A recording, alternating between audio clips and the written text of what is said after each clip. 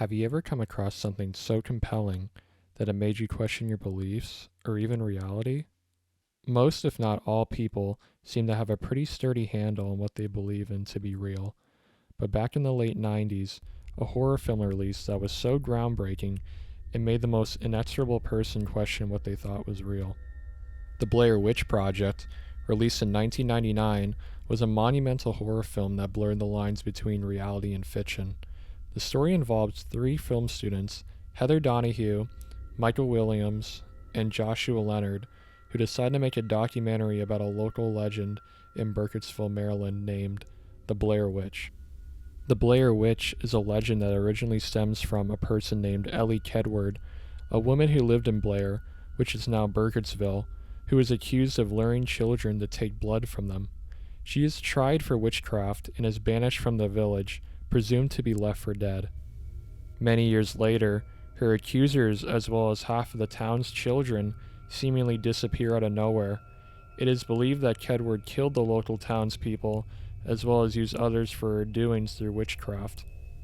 Even though this took place 100 years after the Salem witch trials, witchcraft was still feared at this time. Although Ellie Kedward was tried for witchcraft, in hindsight, it is believed that Ellie may have been drawing blood for healing purposes. Using David Hufford's cultural source hypothesis, like the Salem witch trials, we can look at this and see why culturally at the time this would have been seen as witchcraft, but in reality it may have had to do with healing as there were no modern-day medicine at the time. Now that we know the lore behind the legend, we can now see what took place in the film. The three students start off their film by interviewing locals who live in the area, as well as visiting places that are directly related or linked to the Blair Witch. Locals either recount the Blair Witch from murders that occurred years ago relating to it, or think nothing of it but as a scary story for children. From the beginning, the film does a great job of building a real-life foundation around this place, and gives first-hand accounts from people that live in the area, in result, building credibility. The film students then proceed to hike into the Black Hills Forest, where it is believed that the Blair Witch haunts. However, it is quickly realized how inexperienced each one of them are. The group begins to slowly sink into madness from strange, unexplainable occurrences in the environment around them. Thus, the group ends up turning on each other. Then, everything seems to take a turn for the worst when one of their group members disappears, and the other two go looking for them. This leaves the last two remaining group members to an abandoned house in the woods, where they believe their missing member is located, until they meet the same fate as the Blair Witch's other victims. This is all the film shows, but this is nowhere near where the story ends. For moviegoers, this was enough to convince some people what they saw was real, right out of the gate, but for others, they were understandably still skeptical. This all changed, however, when people who saw the film wanted to go look for more information about it.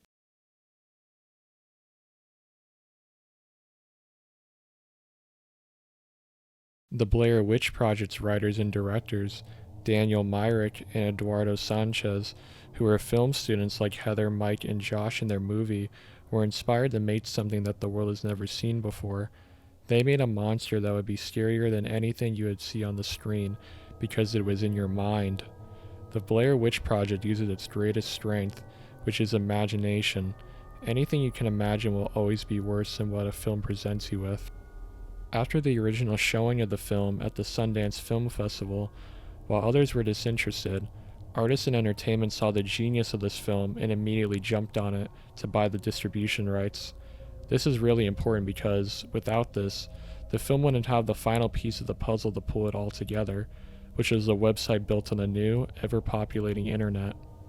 In the 1990s, the popularity of the internet exploded, and with it was a whole new world to explore with endless opportunities and creativity. If you went online and searched for the Blair Witch, you would be greeted with a website that had been meticulously curated with every piece of information you would ever want to know about this story. From the mythology and lore behind the Blair Witch to everything that was newly uncovered and documented after the release of the film, this website included interviews, police reports, and even Heather's 30-plus page journal that was recovered and detailed almost every moment that happened while she was in the forest. The film and website work hand in hand in a new way to set the bar for what was thought possible for cinematography and storytelling. Now, you can either go see the film and want to know more information about it afterhand, and result searching for it on the internet, and vice versa, where you can stumble across the website on the internet or possibly see people talking about it online, be intrigued, and go see the film out of curiosity. This winning formula is still used in all major modern films today in order to get more buzz about it, most of the time before it even comes out. The website, BlairWitch.com, has been online to this day until back in May this year when it got taken down seemingly out of nowhere.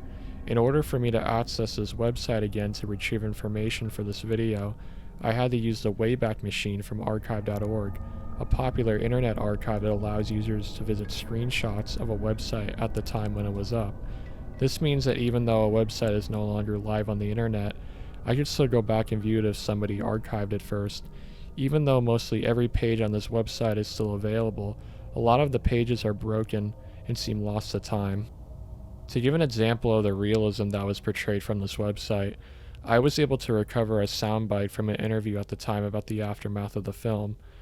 This backpack was found in sterile soil, which is like the bottom of the site. It's just, from there to the middle of the earth is just dirt.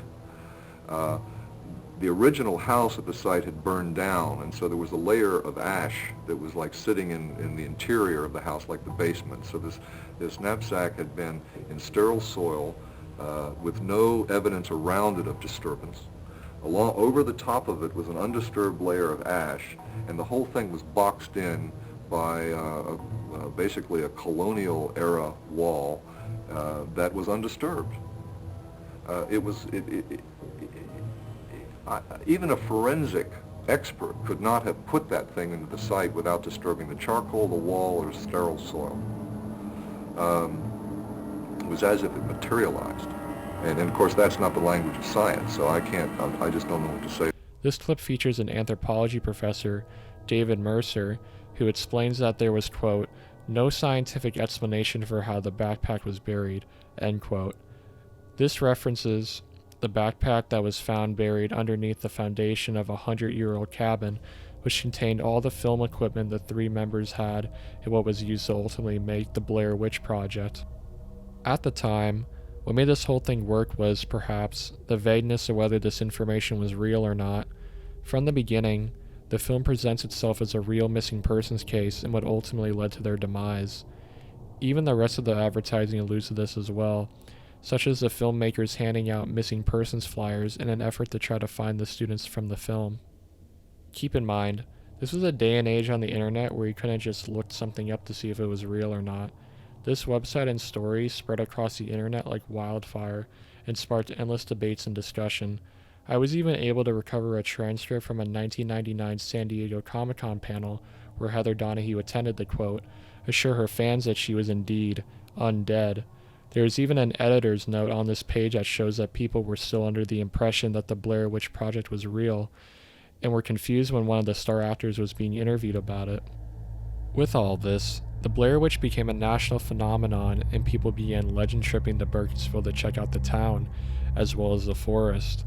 This low-budget film that was originally made with nothing but a couple of camcorders showed that you didn't need all the flashy effects the other movies do that gross millions of dollars. Its success, whether for better or for worse, spawned multiple spin-offs of this concept with equally low-budget amateur films, such as Paranormal Activity. None of this would have been nearly as influential, however, without the use of the internet to really bring it to life.